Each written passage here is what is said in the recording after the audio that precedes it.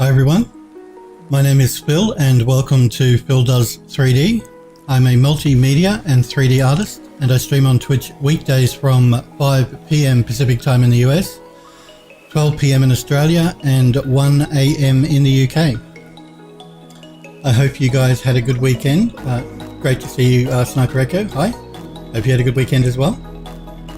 I do want to shout out a thank you to you guys that auto-host my Twitch stream. So thank you, Kiori and Galen and Sniper Echo for auto-hosting me on Twitch. I do appreciate that. Thanks very much. Let's see, where were we? We're working on our Art Deco building, interior and exterior. We've been working on it in Max. We're going to take the building into the Unreal Engine 4.15 to recreate it. So that's the project we're working on at the moment. I'm glad you had a good weekend. I did have a good weekend, Sniper Echo. Busy weekend though. I had to do some 3D work, so I work through my weekend. It happens occasionally, so I enjoy it, so it's okay. Let's jump into Max. So this is the building where the Art Deco building that we're going to be taking into the Unreal Engine when we finish updating our assets. So again, for you guys that may not have watched my channel before, I did this building in UDK 6 years ago in 2011, and I'm redoing it now for the new Unreal Engine version 4 because I want to check out the differences, the changes to the lighting that Epic Games have made. So I know that they made a lot of updates to the lighting in the engine. But before I do that, I want to actually update these assets because a lot of these assets I created 6 years ago and they need to be updated for the new engine. They're just looking a bit flat, like this, for example, this light is too flat. I want to improve that. So some of the assets here I just want to improve. Some of them are okay, like this Deco door, but there are a few that need to be improved, like that decorative wall ceiling piece, for instance, and as I was talking about last week, some of the textures I use for the curtains here are not great. I want to swap that out as well. This curtain will be okay, but I don't like that texture. Things also like these stairs here. You can see that, don't ask me why. Like I said, this was 6 years ago and I don't remember what I was thinking. But that wood material does not match the rest of the stair, so we're going to be redoing some texturing on them as well. So just a few bits and pieces. There's some things like this wood panel, like the texture on this I like, but I want to update the mesh itself to make it more detailed. It's just a plain at the moment. We'll go through them as we come to them and we'll work on them one by one. Now, last week I was explaining about these air intakes for the building, and I was saying I wanted to improve them. The texture on them is really terrible. Again, yeah, no excuses guys, just really bad texturing on my part. So we're going to improve the texturing on these air intakes to start with on this building. And we're going to be doing that in Substance Painter. Now, I know a lot of you guys that watched me create the garden terrace saw me using Mari, made by the Foundry, and that is my preferred 3D painting program. I generally will use that more often than anything. I have used Substance Painter, and I'm going to be using Substance Painter because it's ideal for things like this metal air intake on the building. I can take it into Painter, get the texture done pretty quickly, and export it for the Unreal Engine. So a few of the assets you're going to see me working in Substance Painter for. I'll still be using Mari for some assets, but just here and there, a few assets I'll use Substance Painter. So I think what we'll do now is jump into Substance Painter and work on this air intake for this building. So I'll leave Max open. I've got Painter open here, so I'm just going to import that air intake. So I already imported it into Substance Painter. Now this is the low-res version of the mesh. I did a bake on the high-res version of the mesh. And I did that so that I could get a high-res looking mesh, but still only keep quite low polygon. So you see all the edges here are very soft, but that's an illusion created by the normal map. So this is one version I've done for the for that air intake on the side of the building. We're going to create probably another 2 different textured versions so that we can mix it up a bit on the outside of the building when we rebuild it in the Unreal Engine. So forgive me here because it's been a little while since I've used Substance Painter, so if I'm a little bit rusty, you'll have to give me some leeway. Let's see here. Let's mix this one up. I've already exported this version of the material into Unreal. I want to create another 2, so I'm just going to change this up a little bit. Let's see.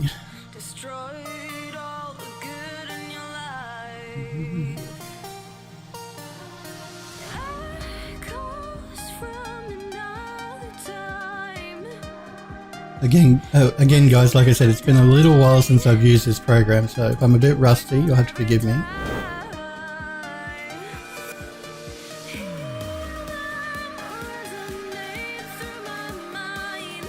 It is a very good program. The main reason I use Mari is because in Mari I can work on really large textures. Now I know that the Foundry have updated this program so that you can work on 8K textures now. Last time I used it, you could only go up to 4K textures. But Mari, I can go up to 32K, 64K. It handles really large textures really well. And that's the reason I generally use Mari now. That and the fact that I like to be able to paint my textures in with more control than the procedural stuff that Painter seems to give you. Which again is why it's great for things like these air vents, but anything that I want to have a real unique look, I much prefer to use Mari because I can actually paint the texture in with more control than I have in Painter. Personally, anyway. I know you can paint textures in Substance Painter, but I find Mari a better program to use. And that's just my personal preference. I'm not saying one is better than the other. I'm just saying that's the one I tend to use most now. But for objects like this, Painter is ideal. So I'm just looking for one of the options here in Painter for that texture that I placed underneath. Maybe it's on the iron.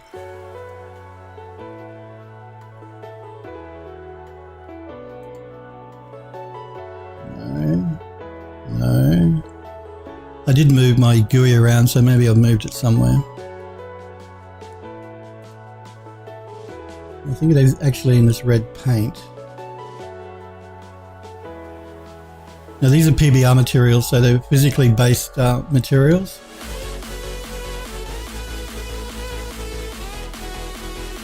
Luminosity contrast used on radio and includes in height range, height position.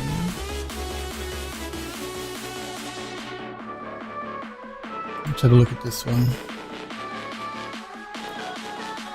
Alignment, backface, volume. Great.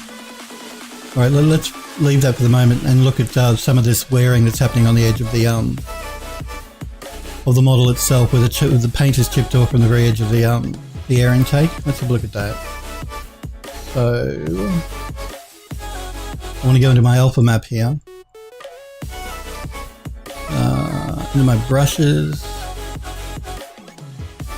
I want to choose a dirt, I think. I'm going to zoom in a bit more because I want to get quite close to this, and I don't want the brush to be quite that big either, so I'm going to reduce the brush size a bit.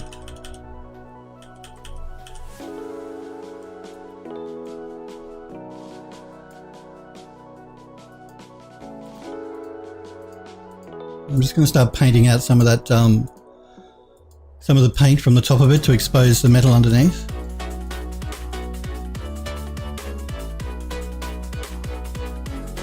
I'll do the same thing on the opposite side here.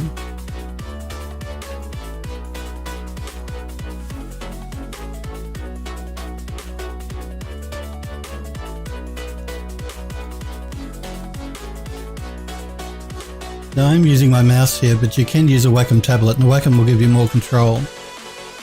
The reason I'm not using my tablet is because this is the new version of Substance Painter, version 2.5, that was released a few days ago. And there is a bug in the software that is causing problems with people that use a Wacom tablet and a stylus. So Algorithmic are aware of it, and they are going to fix the problem. So until they do, though, I'm just going to be using my mouse. But I would always suggest you use your tablet if you've got one, because you're going to get finer control. I'm going to zoom in a bit more so I can get a bit closer, and also going to reduce my brush just a little bit as well.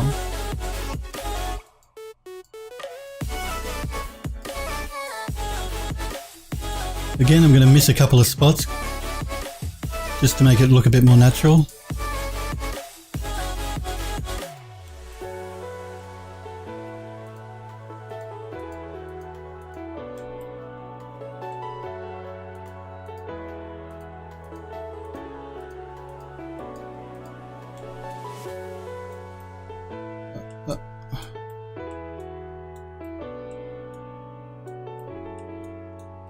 Let's have a look at this top ledge here as well. Actually, let's look at the outer edges, I think. It's going to increase my brush size a little bit.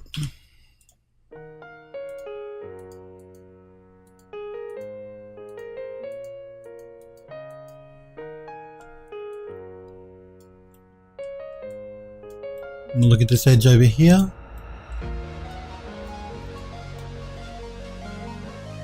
Again, I'm going to make my brush a little bit bigger.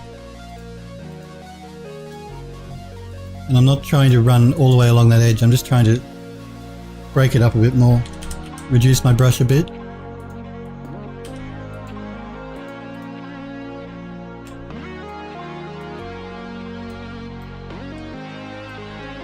Alright. Now I've really got to remember where that setting is that I'm trying to adjust here.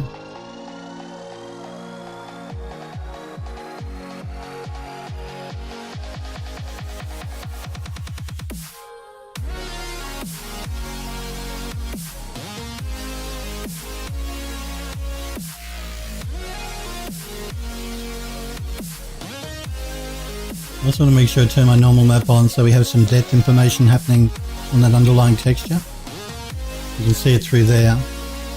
If you have your normal map turned off, obviously that's going to look a bit too flat, so always make sure your normal map is on.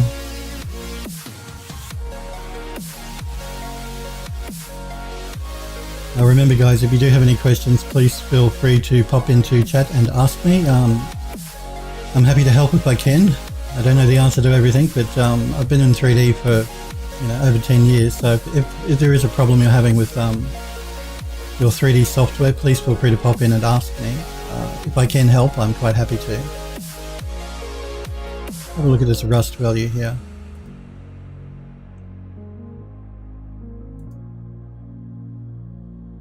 Okay, that's the one I was looking for. So I'm going to pull up on this rust value on this second version of the texture. That's just introducing more rust up here through the top of the air intake itself.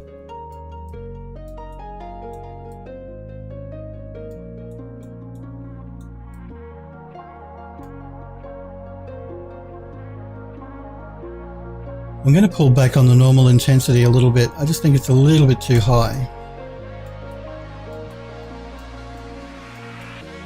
And you can generally tell that by getting the model into a lit position like that and then looking at the normal map. If I pull it back, let me pull it up, it'll be easy to illustrate. If I pull it up too high, you can see what's happening. So we just want a very little bit of that normal mapping showing through, just a bit of height and bumpiness to the underlying painted material.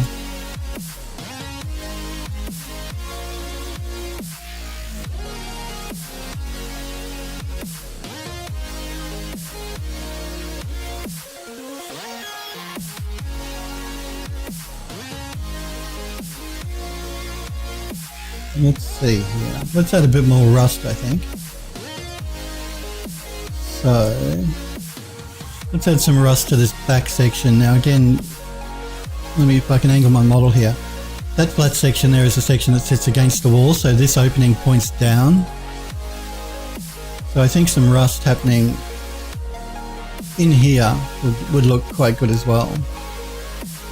On this version of the texture, I do have a little bit of rust just on that corner and up there on the top. So let's add some more rust to to this version of the texture on the interior here. So let's go with this large dirt value. Have a look at that. I'm going to increase my brush size a bit.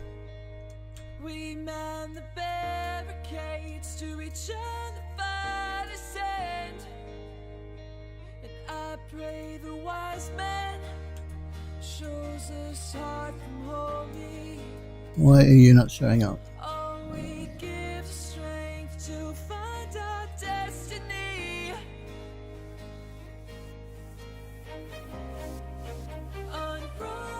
Not sure what's going on there at the moment.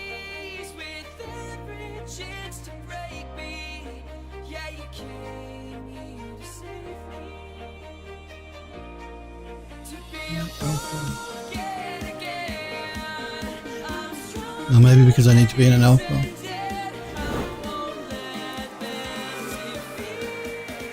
Let me have a look here.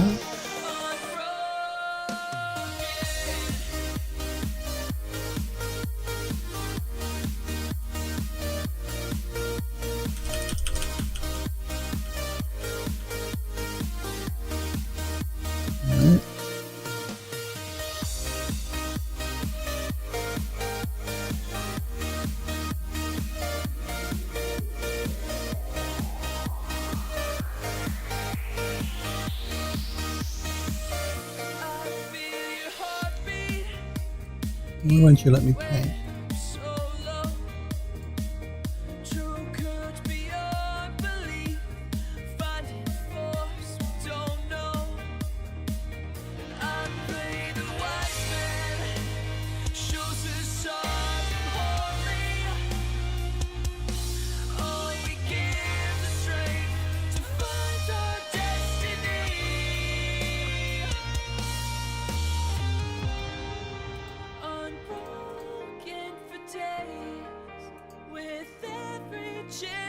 Alright, it's because I wasn't painting with the right colour.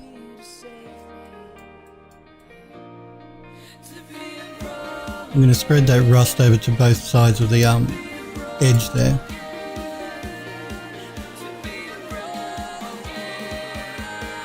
I'm going to do the same thing over here in this corner.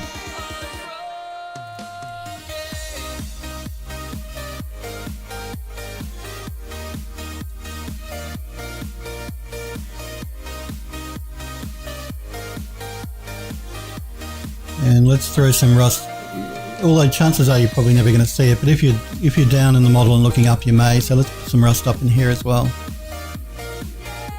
up in these corners here. Okay.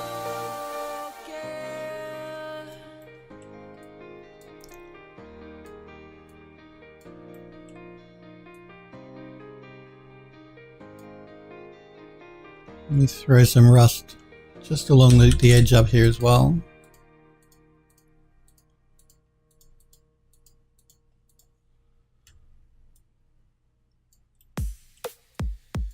And maybe on this back edge over here.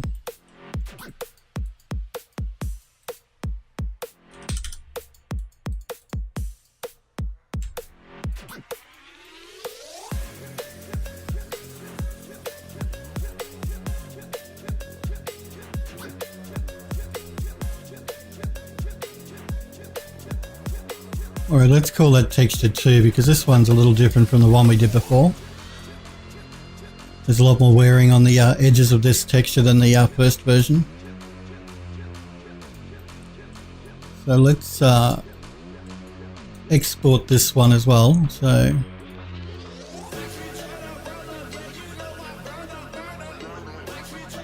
now I'm exporting these as 512. I'm working in a 2048 document, but I'm exporting it 512 by 512 because these are very small and you're not going to see them up on the side of the building, so putting a large texture there is wasted. 512 is probably bigger than what we need anyway as well. We could go to 256, but we'll leave it at 512. Make sure that my path here is correct.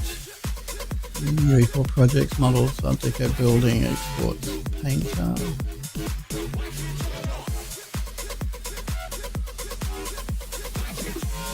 I may just change this to version 2 here, so just in case it overwrites my previous file.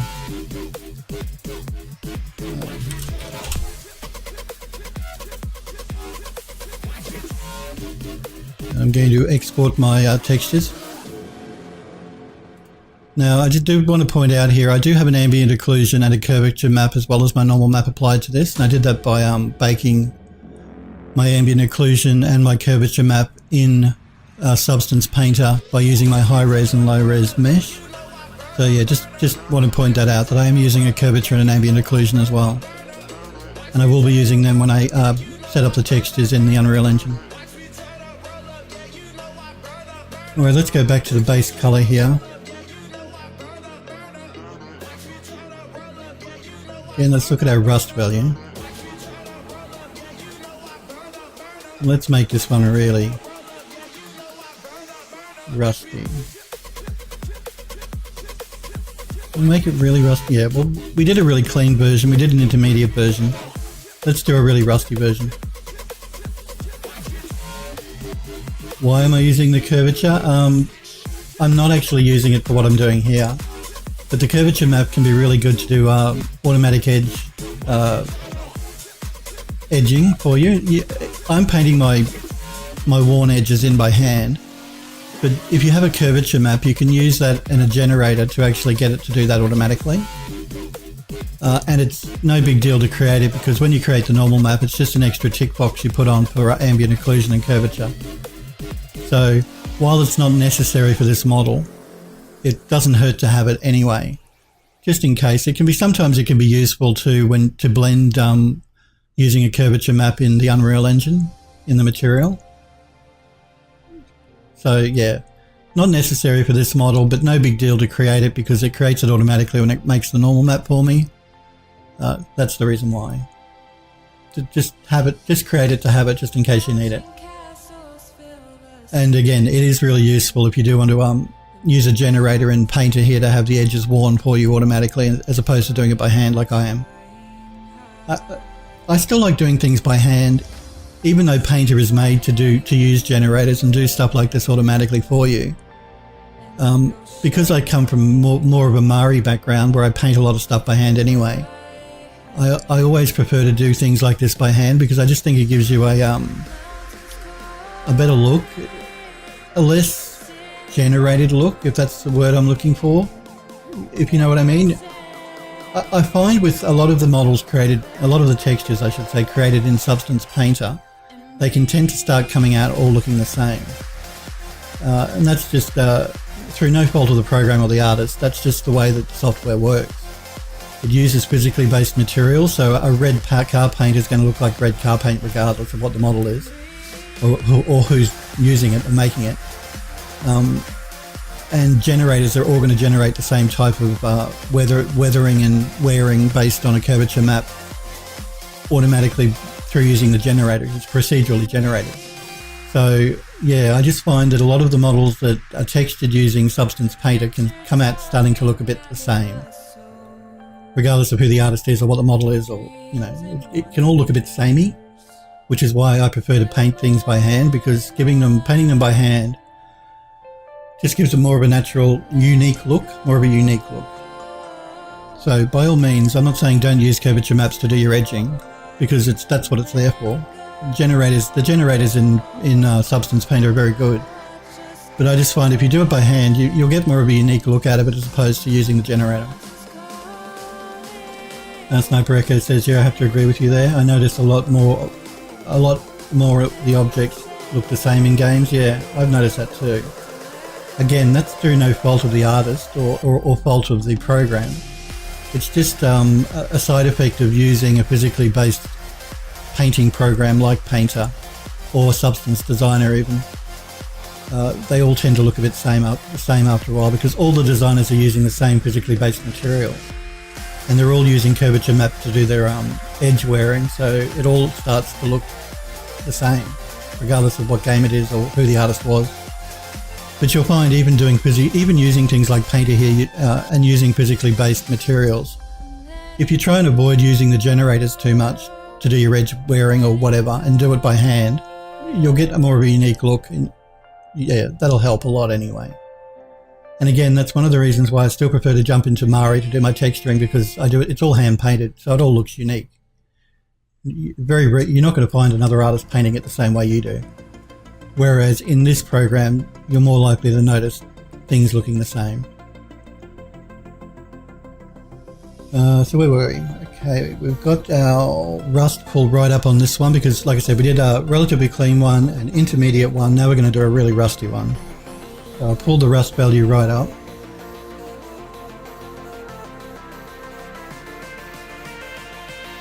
Just looking at the paint roughness here. No, I don't really want to change that too much. So, but our rust value has been pulled right up. Hey Alchemist, how are you? Good to see you.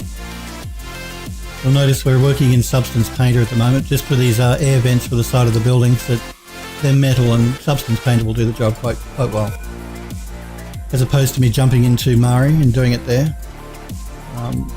But let's rough this one up quite a bit more. So this is our dirty one. I'm very well, thank you, Alchemist. Like I've been explaining, I hope you had a good weekend. I was working on the weekend, but hey, that's okay.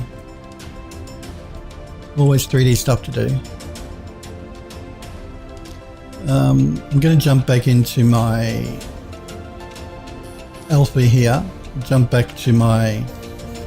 I'm going to use a really large dirt texture here as opposed to the finer one I was using before. I used that one to do the edging before. I'm going to use this really large dirt texture, which is the one that we use to do the rust now.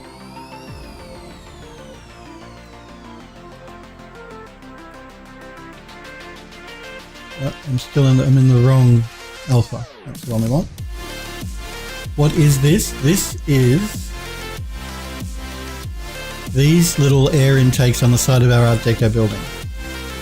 So we're working on our Art Deco building here that we're going to take into the Unreal Engine. And what I'm working on here are these air intakes that sit on the outside of the building. Because again, the texturing I did on that 6 years ago is just abysmally awful. That is just meh. So I'm retexturing those up in Substance Painter at the moment. And all I'm doing is 3 different textured versions of it so that when we bring it into the Unreal Engine, we can just alter the texture on those model pieces to make them all look a bit unique. So that's what we're working on here.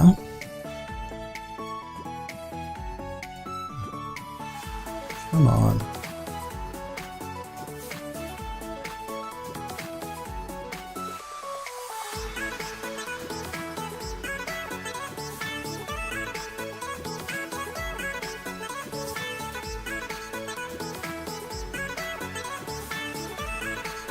So we're putting some rust in here at the moment.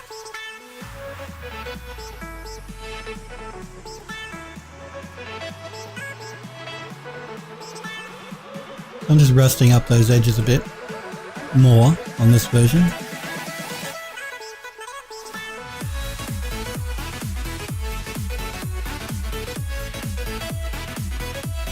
And again, like I've explained, guys, I'm not using my Wacom tablet because I can't with the new version of Substance Painter. It's bugged. Algorithmic do know about it and they are going to fix it. So I'm just using my mouse, but I would always recommend you actually use a tablet if you can. You'll get more finer control.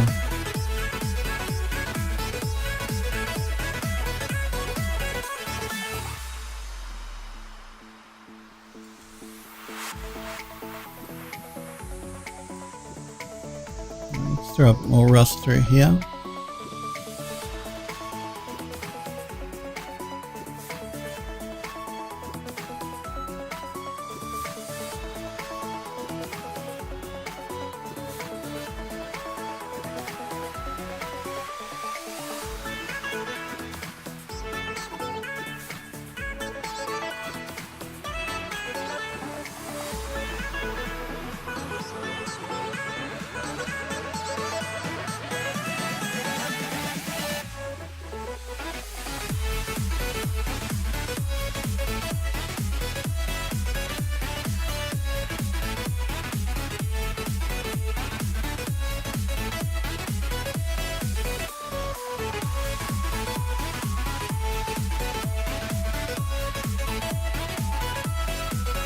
Again, I have to swap back my color from white to black because I'm working on a white alpha mask here and I'm working on a black alpha mask for my rust.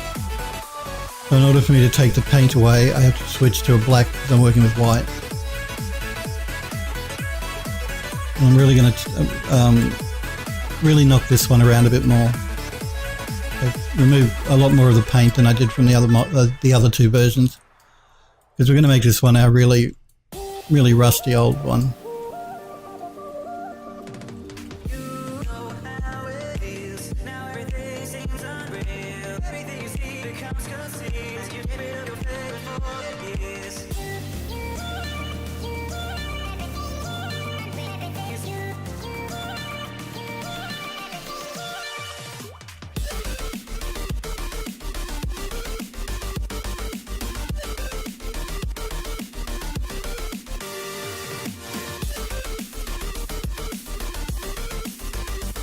Some of the paint away from the back.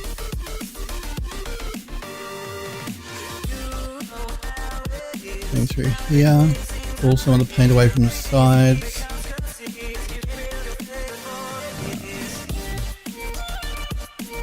Pull some more from the inside here, from the top.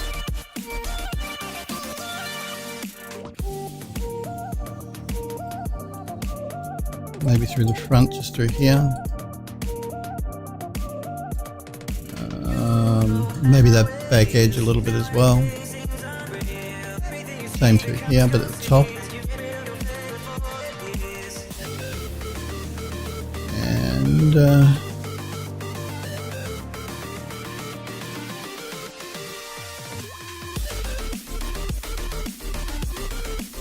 just zoom in a bit closer here so I got a bit more control over my brush.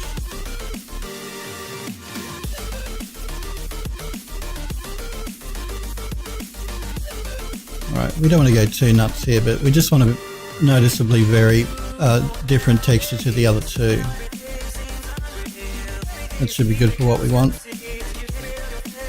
Again, these are quite small on that building and they're quite high up, so I wanted to concentrate more of my texturing through here and through the front, because unless you're far away from the building, you're not really going to see the top very much. But you will see the sides and you will see the base.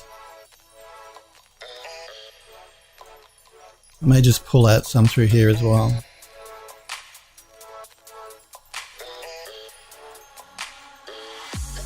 Alright, let's export this texture as well.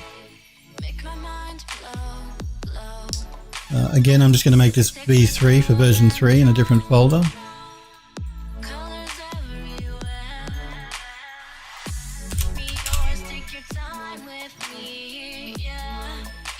And export. Alright, I'm just going to save that file and we're going to jump back into Max now. So yeah, those things I was texturing up in Substance are just these air intakes for the side of the building. And like you can see, we've got quite a few of them here on the side of the building. So creating 3 different textures, like I'm going to create one mesh and instance that mesh in the Unreal Engine. But I've created 3 different versions of the texture that I'm just going to vary up on the outside of the building to make them look a bit more unique. If I just use the one texture, then chances are you're going to notice that the same texture is being used on all of them. Creating 3 different textures, it's the same thing we did with the Garden Terrace. Just helps to hide the fact that we're reusing textures, even though we are only using 3. As long as we don't have them all the 2 the same next to each other, you'll never notice. So those 3 will be unique. Maybe the one we use there we'll use over there, and maybe the one we use there we'll use there, type thing. But there are quite a few of these air intakes over the building, so as you can see there's even these smaller ones here at the front, which again, even though they are smaller, I'm not going to create a unique mesh for that. I'm going to use the same mesh and I'm just going to alter the shape of it in the Unreal Engine. So one mesh to create 2 different types of meshes, and 3 textures on the same mesh to create some variety. We'll go through that when I jump into Unreal and we start working with the model layer. And again, you see these air intakes are really all over the building, so they're creating some unique textures for them. Will just help to lift the building up again. Like I said to you guys, when I made this building, some of the texturing is not great, like the roof. I really don't like the roof. We're going to redo the tiles on the roof. The actual brick texture itself is okay. This detailing that goes around the outside of the window and frames, I want to redo that as well, make it a bit more detailed. At the moment, all it is a flat cylinder, half cylinder. I want to give that a bit more definition. We may be able to get away with using normal maps for that, we'll see. Again, normal maps are great, but you've really got to be careful, because if you look side on with a normal map, you're not going to get any definition. The silhouette's still going to stay flat. Now, we are doing a game engine here, a game model, so that's okay. But I think the engine can handle a few more polys now, so we may do something a bit more detailed there, instead of just using a flat plane. And things like these columns, I want to redo them as well. And the bases of these fences, these garden beds, I want to redo that as well. Like the top texture is okay, but I want to redo the base. And I'm not so sure about the actual railings either.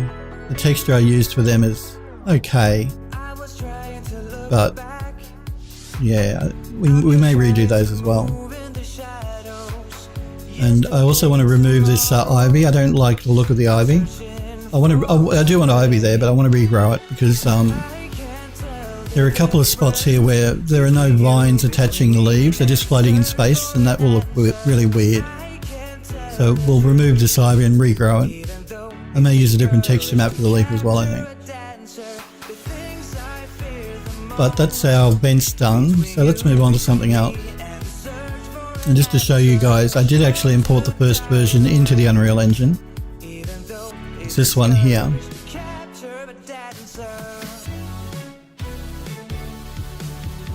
So that's our air vent in Unreal. Just the first cleaner version of it. We've just created 2 new versions now, so all we have to do is create 2 new textures and just instance that model and apply the new textures to it, which we can do when we start setting the building up. Anyway, back into Max here. What will we work on next?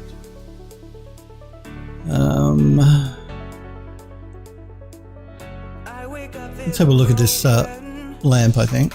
I'm just going to isolate this selection so we don't have everything else distracting us. As you can see, this lamp, the original version, is all it is a very flat texture. And that's not very exciting or nice to look at. I think we can do better than that. I like the design of the lamp, so I'm not going to change that, but I want to add more detail to the model. So let's jump into our viewports here.